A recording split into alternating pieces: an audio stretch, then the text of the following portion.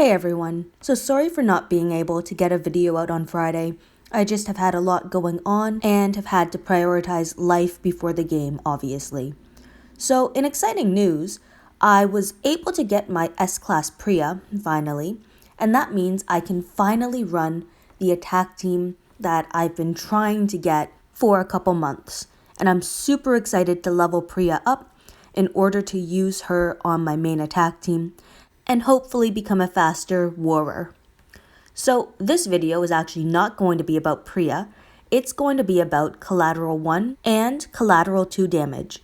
In order to kind of understand a bit more about the gameplay when using, say, James, because a lot of people were able to get the free S-Class Toon James right at the beginning, and many people I think don't really understand how Collateral 2 damage works, and in my opinion, by understanding how it works, it'll help you both on offense and defense, depending on how you want to leverage it.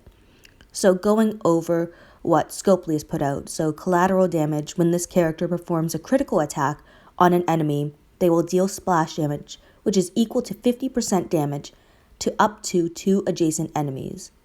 So this splash damage is equivalent to 50% of an attack the fighter would make against the adjacent target, not 50% of the damage dealt to the primary target. Now, this is important to remember, because usually you would want to attack the toon where your toon would have a trait advantage. So James, being a green toon, should attack a yellow toon. But this is not always the case, and it comes down to weapons, in my opinion, as well as the position of the target and how much damage has already been done to the enemy. Now, the difference with Collateral 2 is that it'll perform splash damage of 100% damage up to 3 adjacent enemies.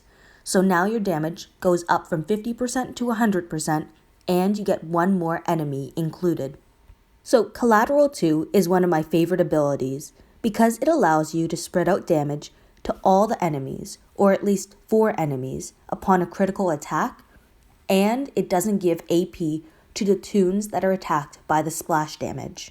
Now, it's important to note that 100% damage inflicted to adjacent enemies would be as if your toon had done a basic attack to that other enemy. It's important to note that trait damage is not factored into adjacent enemies, and neither are critical hits. With this information in mind, this is why I mod James with attack set mods with crit chance. Now, some people might ask why I'm not modding him with crit damage mods. Even though his Collateral 2 relies upon a critical hit, the crit damage would only be applied to the target that James is actually attacking. By raising James's overall attack, it means he will deal a higher percent of splash damage to adjacent targets.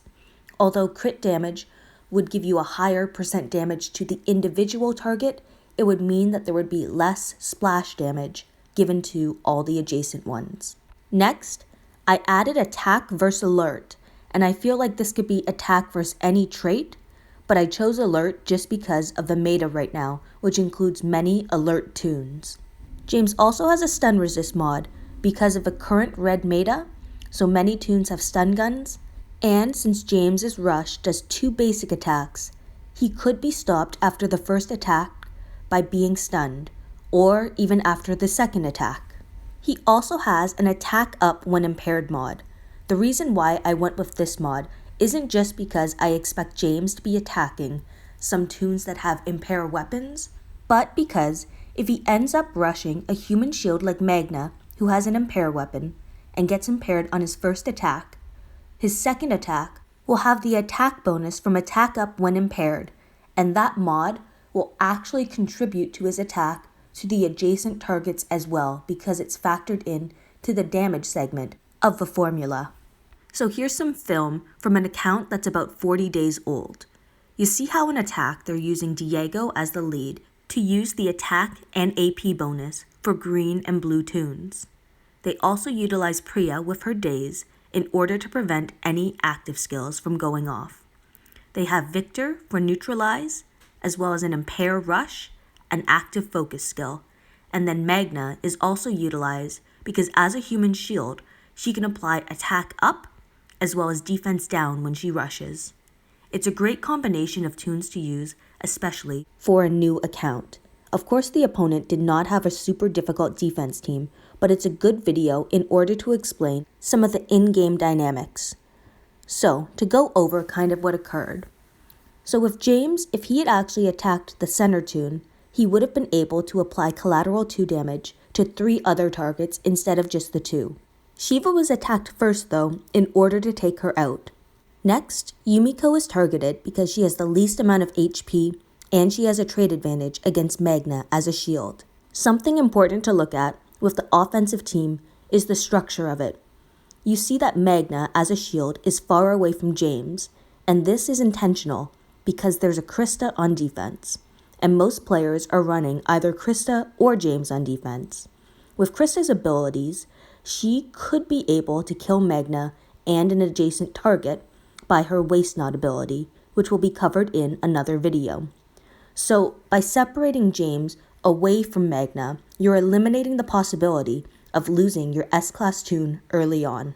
This same scenario is an issue on defense in my opinion as well. When someone is attacking you and they have Christa, for instance, but you're running James on defense. A couple simple ways to help eliminate this issue on defense is by running tenacity toons or dexterity toons like Kapoor beside James. A dexterity toon or a tenacity toon is a great way to help stop a one-hit KO on some of your toons. It's a useful strategy to use tenacity toons on offense or defense, especially if you don't have a strong human shield, or using a toon like Cole in order to attract the other toon's attention using taunt. Keep in mind, James is not the only toon that has collateral 2 damage. You also have Blue Alpha, Red Brian, Blue Conrad, as well as Yellow Joshua. My favorite 2 collateral 2 damage toons other than James are Alpha and Conrad, because Conrad has collateral 2 plus a double attack weapon that gives 200% damage on an attack. His rush also applies 2 basic attacks, meaning if his weapon goes off, he's able to attack 2 to 4 times on a rush and potentially get collateral 2 to trigger on each attack. Unfortunately, I don't have film of Conrad doing this, mainly because I don't have him as a toon. Now, the other reason why I like Blue Alpha is because as a blue toon, you can craft her a double attack weapon.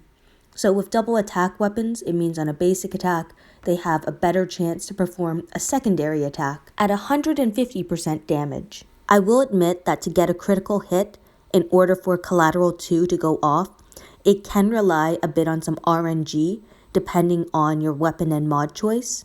Right now, my James still has his bonus crit, which I intend to keep on him with the weapon update, because I can always craft James a secondary weapon and research the ability to give James a different weapon of the same trait.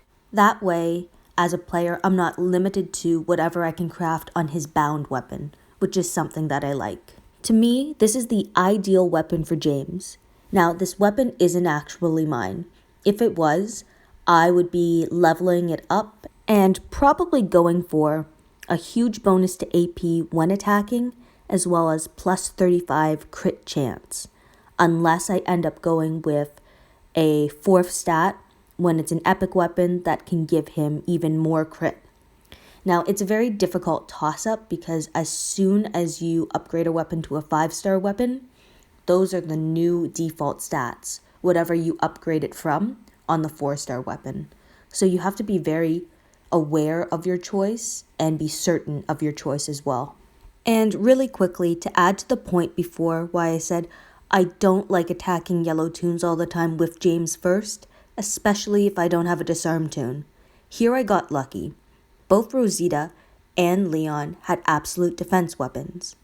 And because James attacks with basic attacks, not just with his normal attack, but also with his rush, he could be blocked by an absolute defense weapon or by a stun gun, which is why I gave him a stun resist mod.